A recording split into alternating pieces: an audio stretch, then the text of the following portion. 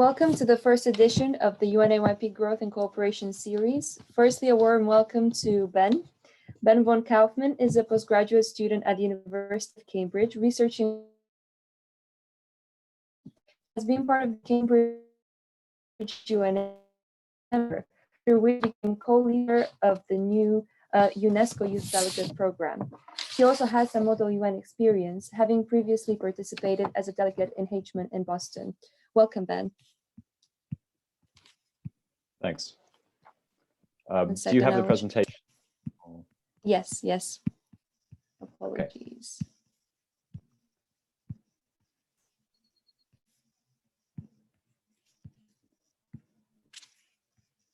There we go. Great. Well, hi everyone. Yeah, as mentioned, I'm Ben. I'm a postgrad, and I'm just going to talk briefly about youth delegate programs, how they've developed over the past few decades, and what we're trying to do at the moment with the UNESCO YDP. So if we just have the next slide, I will just talk about what a youth delegate actually is. Do we have the next slide? Okay.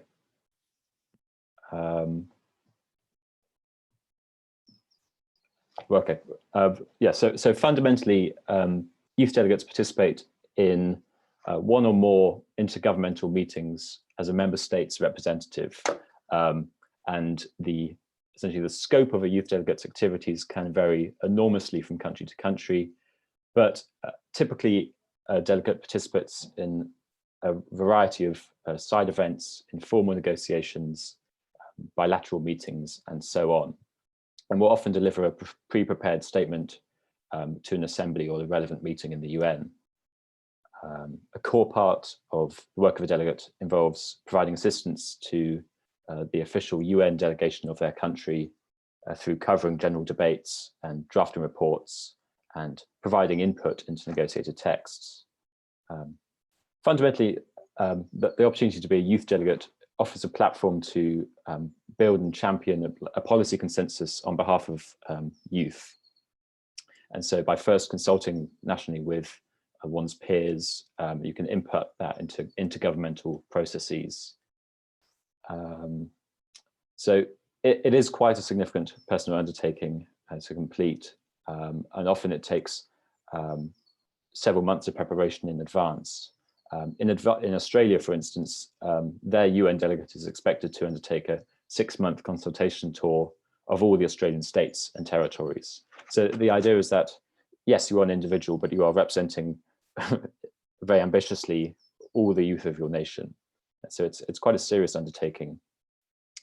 And typically, upon the delegate's return, it's typically expected that he or she will prepare some kind of report to submit to government ministries and to the national youth structures, and to undertake outreach to schools or radio or a national tour and so on. If we just have the next slide, please. I'll just run through the history briefly.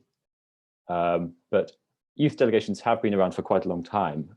So the Netherlands, for instance, established their program back in 1970, whereas like the US didn't participate until 2012, but various nations have joined in the past few decades. And I think it was instigated because the UN is committed to increasing the understanding and representation of youth, such as in the 2030 Agenda for Sustainable Development or in various Security Council resolutions. I think that the UN really recognizes that young people are on the whole in favor of multilateralism and international dialogue, but are sometimes disaffected with their political institutions. And so I think it aims to correct this by offering new alternatives for young people to engage in the politics of the world outside of traditional forms. So it's absolutely part of the UN's commitment to promote youth representation in geopolitics. It's grown significantly over just the past 2 decades.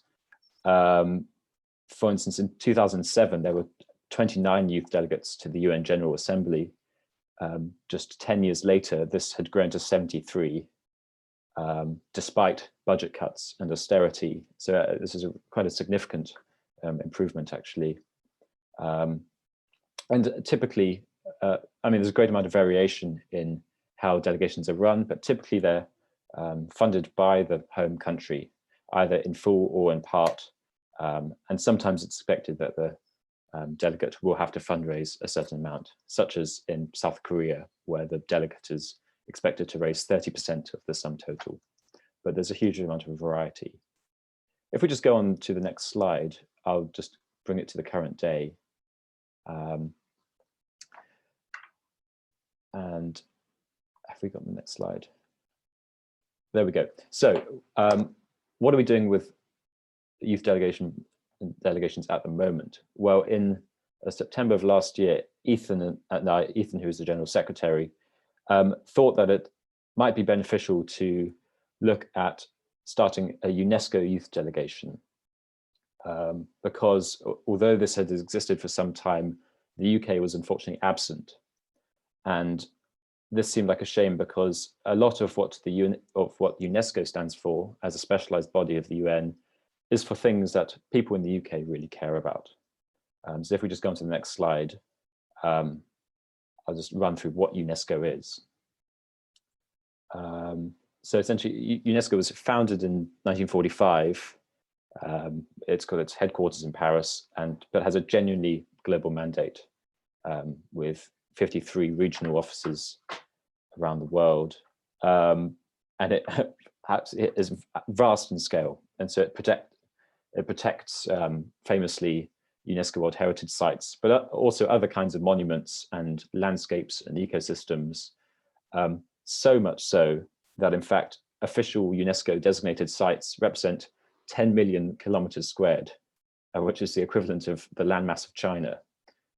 So an absolutely vast portion of the world.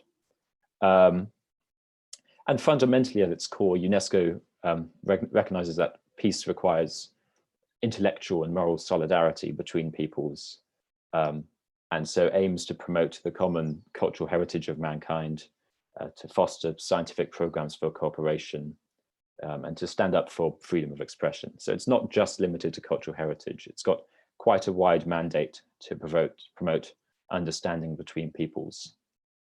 If we just go on to the next slide, I'll run through again why we thought to set this up. Basically, as I say, we believe that much of UNESCO's work, such as investing in education, sustainability, protection of heritage and democratic values, is particularly relevant to the values of modern youth and their values. It's a helpful tool that the UNESCO Secretariat already offers an opportunity for young people to participate through the UNESCO Youth Forum, which has been operational since 1999. And it offers a similar kind of access to the broader UN Youth Delegate Programme. So delegates to the UNESCO Forum can participate in working group sessions, regional discussions, workshops, exhibitions, and side events. And in 2019, it hosted 60 young people from Africa, the Arab states, Asia, North America, Latin America, and so on. But Britain did not send a delegation, which I think is to our detriment, because we could be part of this really interesting and enthusiastic group of delegates, but we're yet to persuade the Foreign Commonwealth Development Office to do this. If just only got a couple more slides to go, so if we just go on to the next one, I'll essentially just wrap things up soon. This is how the project is structured. So it's led by myself and Ethan, and we've currently got a task force of 30 members. And what we're really trying to do is create a formal leadership structure, so that we have, for instance, a liaison officer and a outreach officer and so on, so that we're trying to really build a groundswell of support behind this, so we can prove our credibility and prove our seriousness when we come to present this to the FCDO, to the UK government. Just the final slide, please.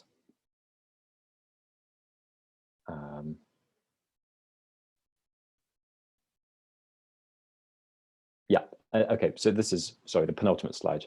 This is just what we've done so far. So as I say, it was, there was previously a UN YDP project, which was set up in early 2020, which I think lost a bit of steam because of the pandemic. And so we thought that we'd try and reinvigorate it by petitioning for this specialized body of the UN. And so we set this up in September. It was ratified by the UNAYP. And we combined the task forces of the UNESCO project and the broader project because it's a similar kind of mission. And we thought that it would make sense just to pool talent to carry this forward. We've had some quite significant milestones. So we're, for instance, negotiating now with the British Youth Council, which is a very significant organization. And if we can get their support, I think we're halfway there to getting it formally approved by the UK government. But we're now at the stage where we're always welcoming new members, and we'd really like anyone who's interested to get involved and actually contribute in whatever way you think you can. Just the final stage, please. Yeah, and this is essentially it. As I say, everyone is welcome to join. I think it's quite a beneficial and productive development in the UK's engagement in youth delegate programs before. I think that joining a specialized agency would be a very interesting opportunity for UK youth, where we could really make a difference and would give an unparalleled chance to represent the UK at high-level meetings and gain some fantastic experience in international diplomacy. So yes, give us follow us on social media, and if you've got any questions at all, just send me a message or an email. But thank you very much. That's all from me. Thank you very much, Ben. I shall say as a disclaimer that I forgot to mention before your presentation. We were supposed to have Ethan speak today as well, but I'm afraid he was invited to speak in a ceremony in memoriam, Prince Philip today. But thank you so much, Ben, for the amazing presentation, and do get in touch if you want to get involved in the UNESCO Youth Delegate Programme. Now, without further ado, I'm going to introduce our special guest, Ms. Saskia. Saskia has served as a diplomat in New Zealand, primarily focusing on strategic issues in the Asia-Pacific region. She attended regional political symmetry with leaders and ministers, worked on managing cooperation with China, and served in Jakarta. Prior to joining the Foreign Service, Saskia was a non-governmental advocate at the Paris Agreement on Climate Change, where she worked to promote intergenerational equity principles and policies. Taking a Master's of Public Policy at the University of Oxford and West Service Scholar. Saskia holds International Studies and a Bachelor of Arts in Islamic Studies and Political Science from New Zealand. Welcome, Saskia. The floor is yours. Thank you so much for the introduction. It's really nice to be connected with you guys all. It's quite a small group, so I thought maybe I could go through what I was planning to speak on, but maybe if you want to interject with questions, just let me know, and I can do so. I think maybe I start off with just a bit more about my background, because I have been heavily involved in the youth element of international relations, and then sort of go through some key takeaways around diplomacy from my experience. So I hope that sounds all good to you guys. So, as you said, I'm a New Zealander. I represent the New Zealand Foreign Ministry, but I'm also a Dutch citizen, and I grew up in the Middle East, so I really am sort of a global citizen, if you can find one. I don't really belong to one country, but I made my choice. I chose New Zealand when I went to the Foreign Service. But then before this all happened, I actually went to high school in New Zealand, and I was also really, really good at natural sciences, but I really loved social sciences. And so in my last year of high school, I flipped from being a sort of pre-med into sort of a pre-law person. And it's one of the best decisions I've made, because I really have a passion for what I do. As you said, I went to university in New Zealand. I did my undergraduate in political science and Islamic studies, and then a master's in international relations, focusing on climate change. And Only just before did I realize how relevant my research was, because I did research on youth representation at the UN, and how that functions, how the domestic sort of representation functions work, and how do you elect a youth delegate, basically, is sort of how I was looking at it. I'm happy to talk about that. It's been a long time since I did my research, but I'm happy to talk about it if you're interested in it as well. But before all this, I also was really quite heavily involved in UN Youth in New Zealand. I was reflecting that my first Mola UN was in 2007, which makes me feel very old. And I was the Vatican City, me and my delegation in Vatican City. And I remember being really nervous, and I didn't really engage a lot. Like, I was really passionate about it, but I couldn't really talk. I didn't really know what was going on. The rules didn't make sense to me. But here I am, you know, over 10 years later. So for those people who are not feeling super confident about the actual Model United Nations world, you can keep on going with it. So I went to the Asia Pacific Model United Nations when I was in university. New Zealand hosted it, which was great. It was mostly New Zealand, Australia, but some parts of Asia and the Pacific as well. I was Uganda on the Human Rights Council. And then the following year, I was one of the speakers at the New Zealand Security Council, Model United Nations. So yeah, I've had a sort of a range of experience, and my 3 best friends in the foreign ministry all did Model United Nations as well. We just happened to have found each other during the Model United Nations sort of time period of our life, but now we're all diplomats for New Zealand, which is great. And they're all offshore. One's in Ottawa, one's in Abu Dhabi, and one's in New Delhi. So it's a really interesting part of your life now to be part of this group, and then see how your peers will go forward in the future as well. So maybe I'll talk a bit about how I was involved in the UN as a youth delegate.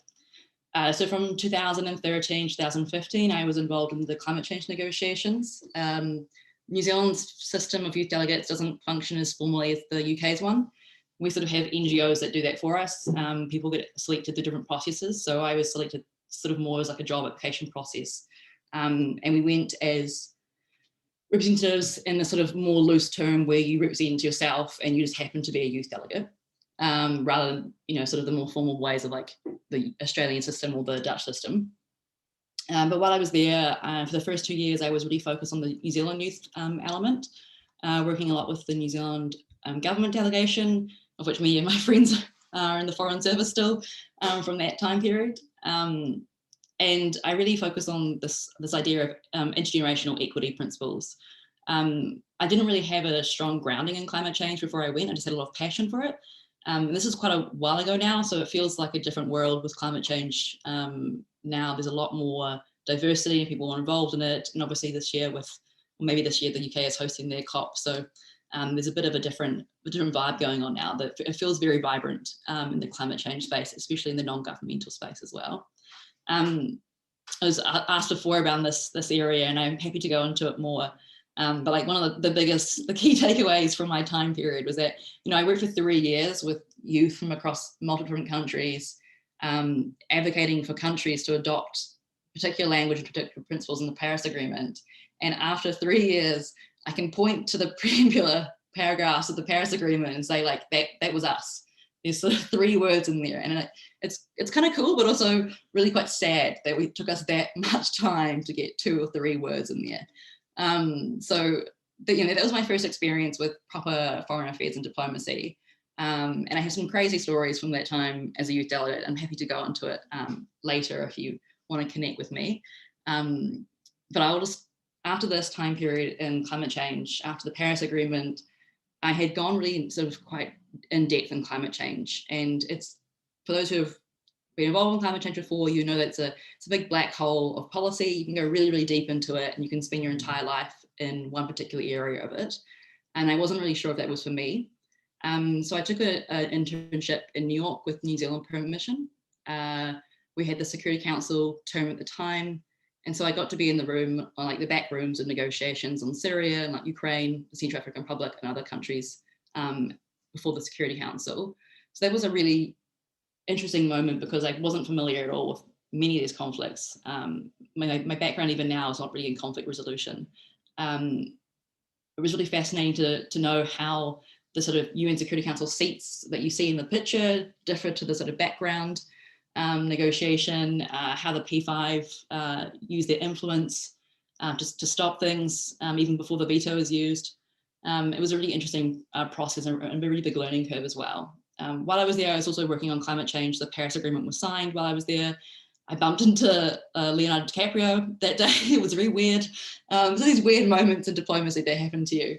After this time as an intern there, I moved to London with my partner. And before that, just briefly after that, I moved to New Zealand to join the Foreign Ministry, which is sort of when my official diplomacy status sort of kicked in. But in saying that, all my background beforehand is also a form of diplomacy. So being a diplomat is not the only way to be engaged in diplomacy. So I think I might quickly run through my foreign ministry experience. So when I first joined, having a background in the UN, climate change, Middle East and Islam, they put me in the Asia division, which is very common of the New Zealand Foreign Ministry. They sort of put you where you wouldn't be expecting to go. So I was in the Asia Pacific unit that dealt with the geostrategic issues in our region. I'm aware that New Zealand is quite like a niche country and not everyone knows a lot about it, but the Asia Pacific is sort of like our bread and butter. It's the most important part in terms of our security, but also our economy as well. So it's really the sort of most important area. The Pacific itself is the other area of great importance to New Zealand. We are sort of the UK-Africa relationship in terms of development and history in terms of assistance. So anyway, the Asia Pacific side dealt with US-China issues, Japan, Korea, North Korea.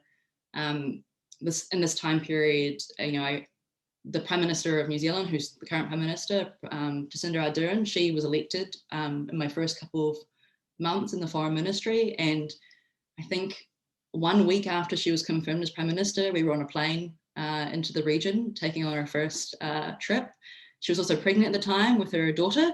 So it was a very historic moment for her, which was really fascinating. And I remember that trip being such a whirlwind because I was still so junior. But I was in the New Zealand delegation, we're in the Philippines. President Duterte, this was during his war on drugs. I remember standing in one of the hallways and being suddenly surrounded by very large men and thinking what was going on. And about a minute later, Donald Trump walked past me.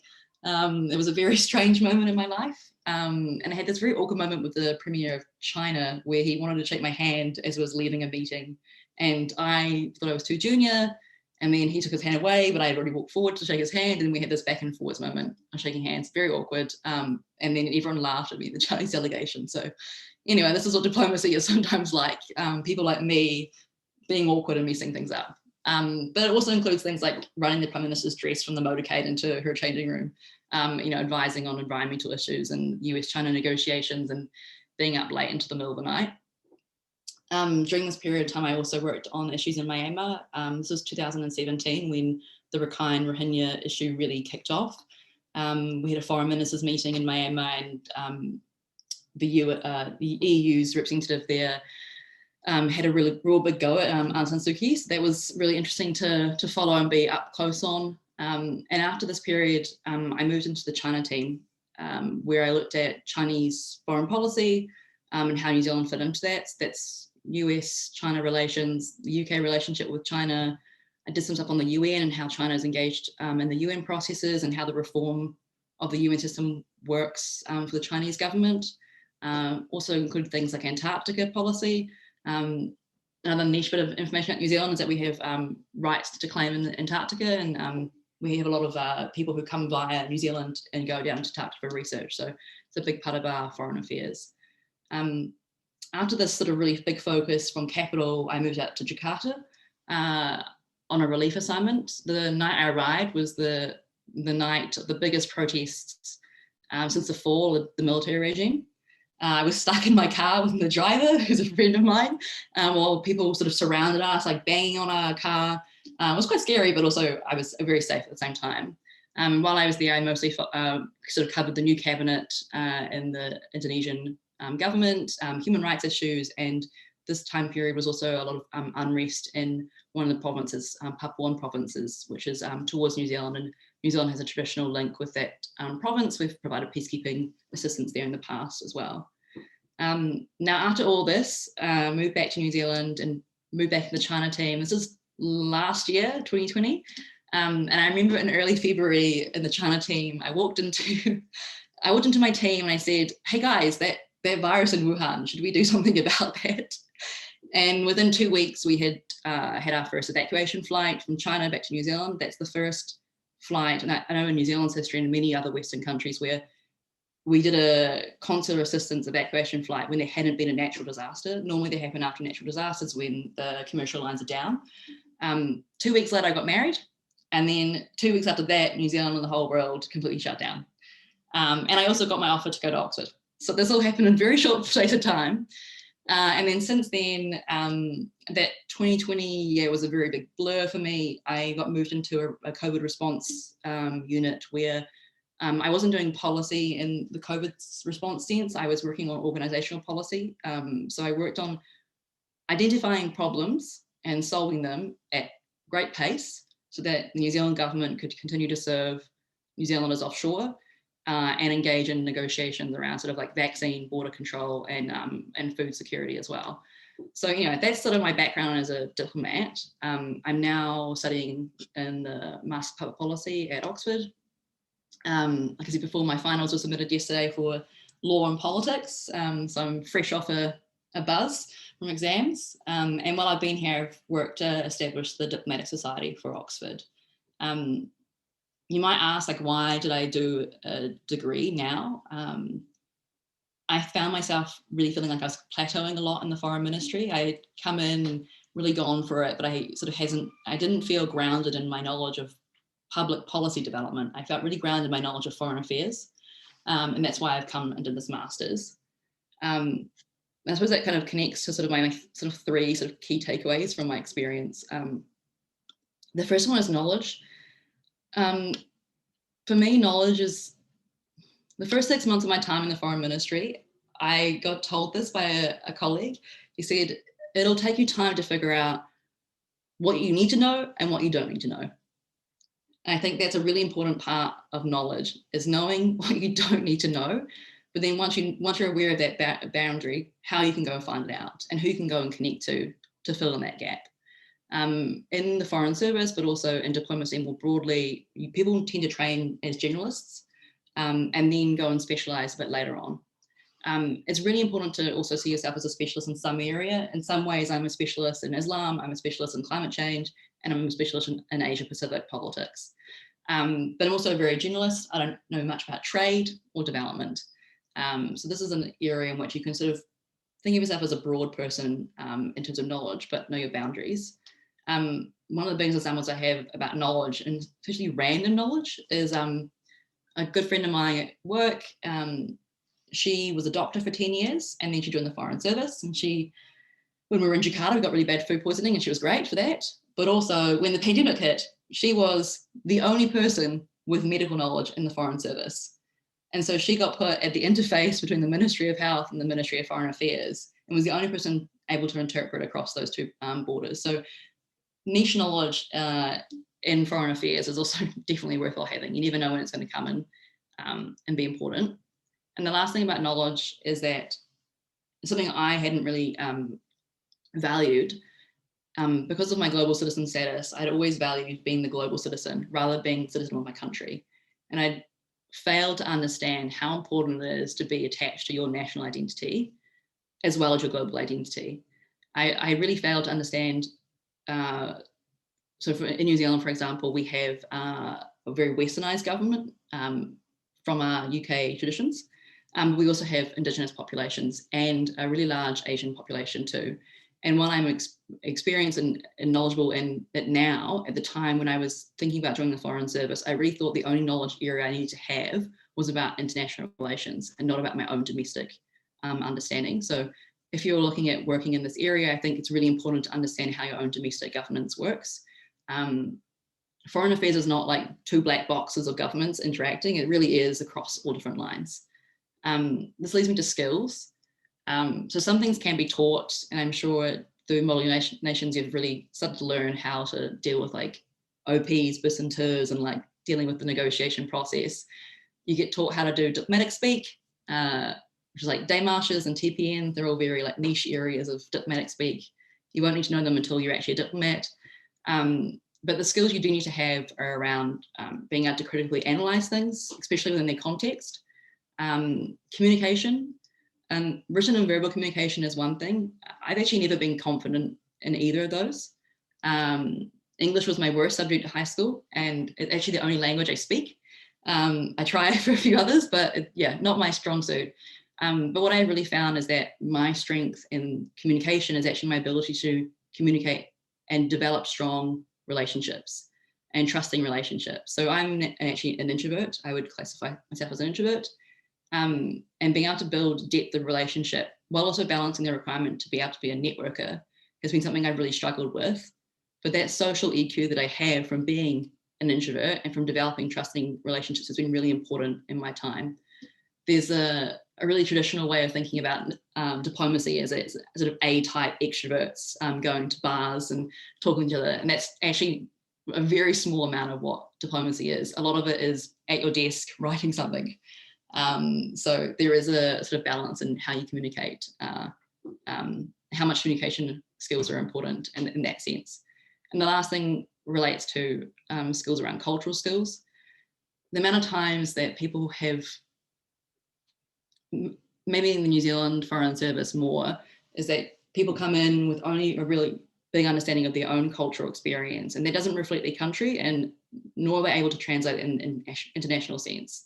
I think the UK is a particularly important country to recognise this, mostly because of the colonial legacy that it has, is that the UK exported a lot of its culture, not always successfully, sometimes for the good, sometimes for the bad, and that being aware of that culture that you bring is really important. I had this exact moment from my Dutch history when I was in Jakarta, where I thought that someone thought that the culture of their country was, Indonesian, but in fact, I knew it was from the Dutch colonial period. And knowing that interaction of how those two cultures merged and how they have separated and the history of them was really important, because I could manage that sensitively rather than being a bumbly white person, not sure of what they're doing. And the last point I would just touch on really briefly is about the lifestyle of diplomacy and foreign affairs. So I've sort of running through my bio, and you can kind of see from that I've traveled a lot, I've lived overseas a lot. That's not including personal travel. And I'm definitely part of that elite club that made or become emissions in the world. Like I saw that article the last couple of weeks and I'm like, that's me, I'm in that elite club of carbon emitters, which is ethically questionable given my background in climate change and just in general. It's also very demanding on your life. Yes, it can be glamorous to be traveling with the Prime Minister of New Zealand, but it's often not. And you've seen the highlight reel of my career rather than sort of the lows. I think being in this field, you've got to really understand what's important to you. And that includes things like whether or not you're prepared to live offshore or onshore. It also includes things like you're actually a public servant in this field, whether or not you're working for the UN or for your own government. Sometimes if you don't want to be a public servant, you can work in other organizations and that's absolutely fine. But if you're a public servant, you don't serve yourself. You serve your minister, the public, the society, the world, depending on where you are in the UN. And it also limits your ability sometimes to be yourself. For example, I can't say a lot of things around political issues that I have strong beliefs in. But it also enables me to be myself because I'm naturally risk averse. And so I love working in a bureaucracy that's also risk averse. My people are there. So it really ebbs and flows. And then there's the last thing I wanted to say briefly was that you're all part of the society because you believe in sort of the promise of the UN. And I'm sure you've reflected in the first part of this session about what you think the UN is. I think it's really important to still be critical of the UN system while engaging in it. Reform is obviously a really hard thing to do in a bureaucracy of that size. And so if you see yourself identifying with a particular area of the UN, but you don't see the UN itself being the way to do it, there are other ways to engage in international relations to make the world a better place. There are transnational advocacy networks, there are networks at city levels, and between sections of society. So my advice is just to find the niche where your skills and your passion link into what you want for your personal life, and then pursue a career, or even if it's not your career. Sometimes people don't do this for their career, it's just their passion forever. So yeah. Open for questions if you guys have any. That's amazing. Thank you so much, Saskia, for the insightful, well, for your storytelling. You've had quite an exciting journey in the world of international affairs. So now this leads us into the roundtable discussion or the Q&A, whatever you'd like to call it. So now this is your time. If you'd like to ask our speakers any questions, please use the raise your hand function or just unmute yourself since we're a very small group anyway. So yeah, anyone has any questions?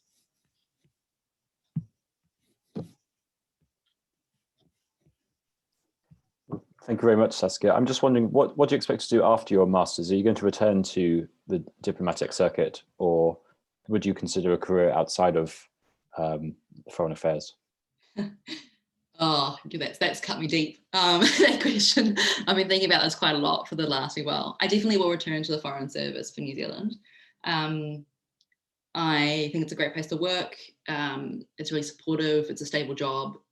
New Zealand's policies often align with my personal policy, so it's actually a very easy place to work in terms of that. However, I have been feeling recently that I have a skill set now in a knowledge area where I could do more good in the world if I was, for example, in an NGO or if I was in a very large corporate. Moving their needle slightly towards another direction could have larger impact. So I'm going through a critical analysis of my own career path, although I'm still quite young, so I have many different career paths I could change into, but I have I definitely will stay in the foreign affairs realm. It's definitely my niche. I just have a quick question for Ben. I was wondering, in terms of your experience setting up the UNESCO program, how has it been so far to you personally in terms of a challenge, and what are your sort of objectives between now and the end of your sort of tenure? Yeah, sure. Yeah, there's been lots of challenges. I mean, obviously it's not the best time to be starting a new project when I can't meet any of the members. And so I think one of the biggest challenges has been in between meetings, which we try and hold every 10 days or fortnight, just making sure people don't fall off track. And so the challenge has been actually cultivating these kind of personal relations with people in between formal meetings. It's also challenging because we don't really have a roadmap. And so a lot of the problems we encounter are kind of unexpected or unplanned for. And so it requires a certain amount of tact or flexibility. And so one of the big challenges coming up now is trying to think about how do we actually cultivate contacts within the Foreign Commonwealth and Development Office. And so obviously we set up a liaison officer and an outreach officer. And so we are building up individual contacts within the civil service, but it's still quite unclear how to go about pursuing this. We've written a formal proposal, which we've given to the British Youth Council. And I think the task for the next few months until the end of term and maybe beyond is about trying to get the support of other similar organizations, which I think share our interest in youth representation. And it's not all doom and gloom. Certainly, I think with the UK exiting the Erasmus scheme, and I think entering I think it's the Turing scheme, the British government should be quite keen actually to look for alternative ways for British people or British youth to participate in global affairs. And so I think it could actually be quite a good time, paradoxically, to launch the project. But so much is uncertain. So it's both exciting and quite frustrating.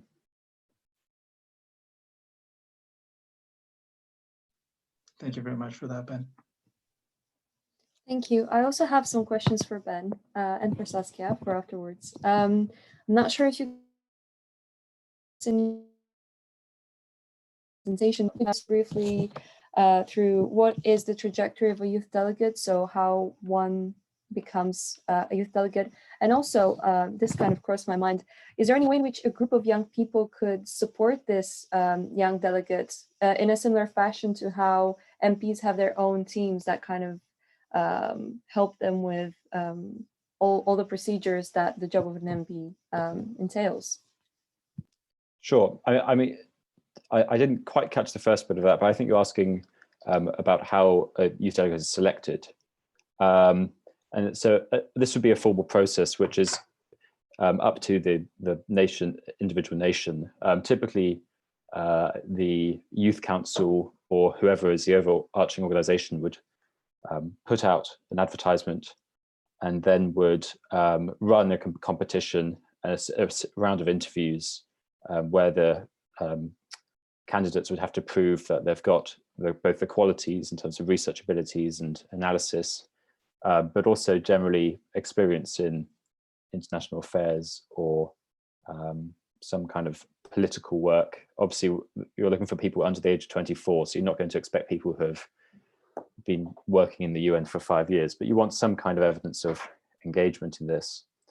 And then once the Youth Council have selected a candidate or several candidates, these would have to be vetted by the government. And so there's a second round there where the government would have to make sure that these people aren't total nutcases. The second part of your question, I forget, was it? So I was wondering, since the workload is so huge for, and so, full of responsibility for one person, for one youth delegate, would it be possible for this one youth delegate to have a team of other young people that could support them in a similar fashion to how MPs have their own team that supports them in the constituency? That's an interesting question, which I haven't thought about. Certainly, often it's a commitment of several months, if not a year. And so there's quite a lot of time to go on a national tour. What a lot of delegations also make sure to do by getting delegates to hang around for quite a long time after their experience in conference is to make sure that there's sharing of experience. And so there's a passing on of, I don't know, particular insights, or there's a space for previous delegates to pass on their particular experience to others. And so hopefully there can be some kind of continuity where people aren't starting out completely bewildered by the whole thing. And governments will also give briefings as well. So I think typically, because you have so many months to prepare, you should enter the conference pretty well, in pretty good stead. Okay, thank you so much. Now, Saskia, I think very briefly the event, but I was wondering if you have any experience of working with other experts that started off with a different background, and if you know how they got to work in the UN or in foreign policy, given that maybe they didn't have a bachelor in something related like politics or international relations, because I'm aware that some of our participants, I mean, myself included, or some of our viewers might not have a background in politics or international relations yet, but might be interested in maybe volunteering or getting involved in some, or maybe getting a postgraduate or something to get them to the role of a diplomat. So what advice would you give to these people? Yes, so the question is people who aren't specialized in foreign affairs as students, but still want to go into diplomacy. Okay. Yeah, so I think that the main question you need to ask yourself is if you really want to be a diplomat, you need to know whether or not the foreign service, like FCDO, for example, hires based on like knowledge competency or skill competency. So if you're going in on skill competencies, which I understand is how they do it, you need to be able to develop certain skill sets, and you can do that in different ways. So for example, I know I've worked a lot on our foreign ministry to do this because we have an issue with hiring white middle class people, and we tried to stop doing that. So we changed the way we did hiring. So one of the examples we had was that if you were a person who worked part-time during the studies, that was a way to show that you had time management. And so it's really thinking about how to broaden out what parts of your life actually have a competency, a skill set competency that's relevant to diplomacy. So break down the skills that are required, not the knowledge area that's required, is definitely how I would say it. And also, I think it's almost better to get those skills in an area that you're passionate about, that doesn't have to be international affairs. So if you're religious and you're involved in the church, that's one way of doing it. You know, if you're really involved in sports, it's another way of doing it as well. So just being involved in your community, I think, is a good one.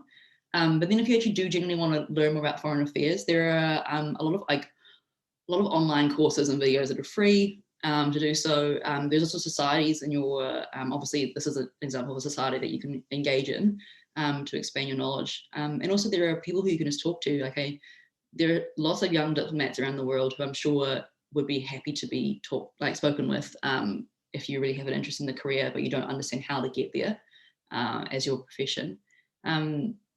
One of my friends at work, he was an opera singer before he came into the foreign ministry and managed to convince the recruitment process that he had transferable skills. So I think it's just thinking about who you are and selling yourself rather than sort of trying to fit into a box of what the foreign FCDO might want of you. So yeah, I'm probably not a good example because I did a politics undergraduate and an international relations, and then I went into climate negotiations. So like I'm like the classic, we don't want you anymore person. So there are too many lawyers in our foreign service as well. Thank you very much. Anyone else has any questions or things that they want to discuss? Perhaps just a quick question from myself to Ben and Saskia together. Is obviously the UN Youth Delegate Programme in different countries is a great way for global citizenship to get encouraged and for people to realize that they're part of a much bigger picture. But on the ground, perhaps, would there be any challenges that either of you have become aware of or experienced yourselves in trying to convince people perhaps to get engaged with that kind of global international outlook?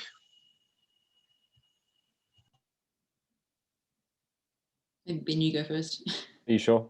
Oh goodness.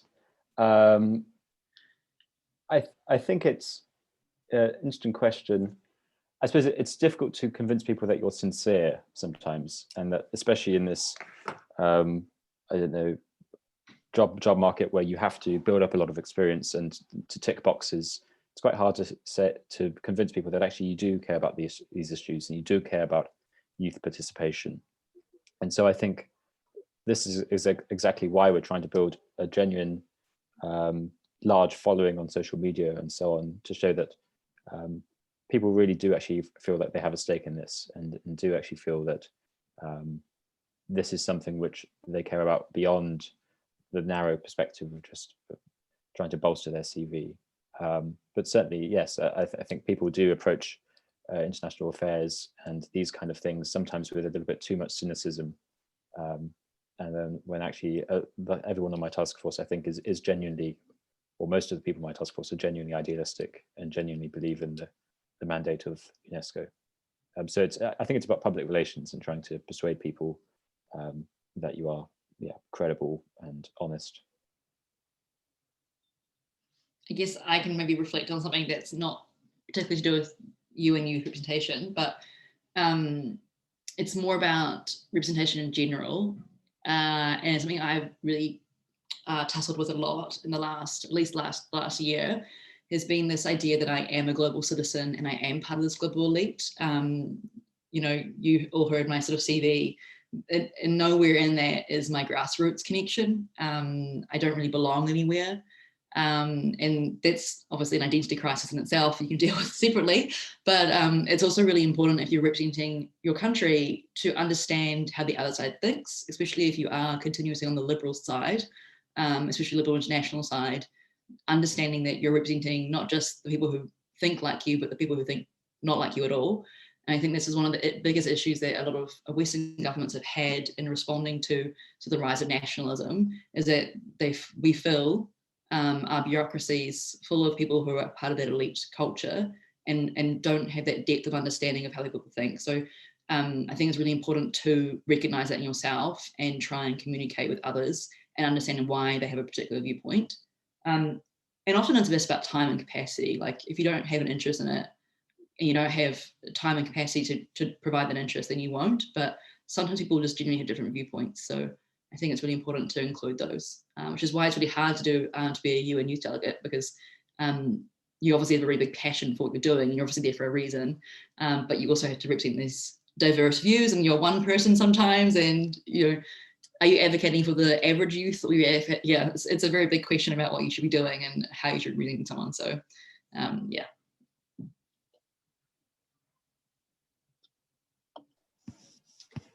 Thank you very much. Any other questions?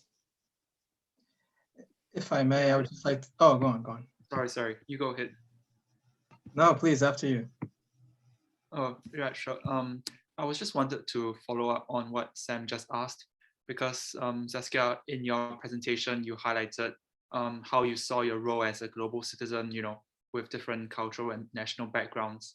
But on the other hand, kind of like as a diplomat, you are expected to kind of embody your country's stance and kind of advance your country's national interests. So I was wondering kind of like how you manage to reconcile these somewhat competing side things. Yeah, that's a really great question. And it didn't occur to me, this is quite embarrassing actually, it didn't occur to me the extent to which that dualism exists until I was in the Foreign Service, and someone I spoke to was like, it's very funny, we're all like internationalists and we all like love this, but also we're actually here to represent the government of New Zealand, and it's a very nationalist institute.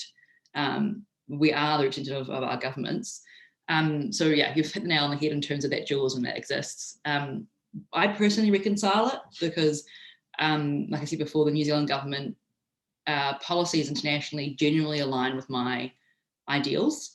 It is in the interest of New Zealand to be an internationalist country and promote institutions. There are very few things that I fundamentally disagree with. Although in saying that, I didn't join the Foreign Service for a few years because I didn't agree with the climate change stance of the previous government. So that's something I do, when I have really strong opinions about things, it is quite difficult. But you can isolate yourself from it, either mentally or physically by being in different teams. But I know that a lot of diplomats do find this difficult, especially counterparts dealing with very sensitive issues where they don't believe in the policy. I think it's a bigger question about being a civil servant, about who you serve, especially if the government you serve doesn't always represent people's opinions as well. Thanks so much for that.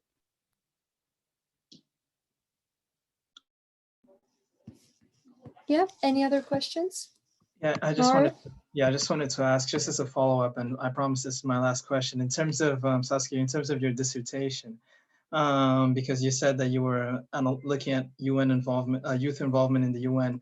I just wanted to ask you, what were some of the, not obstacles, but biggest challenges in terms of like ensuring that there is actually like a productive involvement of the youth within this sort of organization? And how can we sort of amend or rectify this going forward? Yeah, sure. I mean, I haven't looked at this research for almost 10 years. So I will think about what I have, I remember, but I think one of my main takeaways was that there needs to be quite a strong institution domestically to provide legitimacy to that UN Youth Delegate, but also to provide a connection. The Dutch example is quite good, especially in the climate change space, because they hold elections, but I think everyone can elect them. Like, I think I can vote in the Dutch UN youth elections. So the linkage to your domestic constituents is a bit different. So they have a sort of popular vote. The other way is doing institutionally. So I can't remember which country, but they have like a youth sort of parliament set up, and so the youth parliament elects them, and it happened that way. The issue is that youth are obviously diverse, but also somewhat homogenized on some issues. And so there is sometimes a lack of need to be so institutionalized to get all those viewpoints in. And the civic participation of those youth, is sometimes not a waste, but like it doesn't need to be put into this representation at the international space. Sometimes it is more important for them to be focused in the domestic realm. So there is that really big tension about people who have a limited amount of time in their lives and whether or not they should be focusing on going into the UN negotiations or should be focusing on something in their own community. So that, yeah, those institutional structures are really important. There's also some conversations, and I think Ben touched on about it before, around continuity between representatives every year. So there's some models where they sort of overlap in timeframes that allows the fact that you are youth and aren't super experienced in the representation side to continue. But I don't know, this is a personal view of mine, is that I don't think representation requires the knowledge to transact the business. Representation is being from a particular point of view. So for example, I don't think members of parliament have to have law degrees. I think that they represent society and that the specialized expertise of law come from people in their office, for example, or in the civil service. So that's my personal view on representation. So yeah, electing the right person to transact the business is important, but I think it's more important that they have a good basis in who they are representing themselves. So the institution is really important in that way. But I mean, it's sort of an imperfect world, right? So you'd rather have youth reps from multiple different countries, even the ones that don't have capacity to have domestic institutions. But the idealized world is that you'd have a very structured system. So yeah, sorry, this is me rambling a little bit. Thank you very much for that answer. Thank you. Thank you.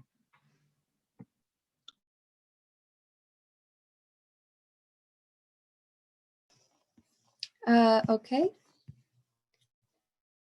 Have any more questions? We can now move to the networking part, and I'm going to stop recording right now.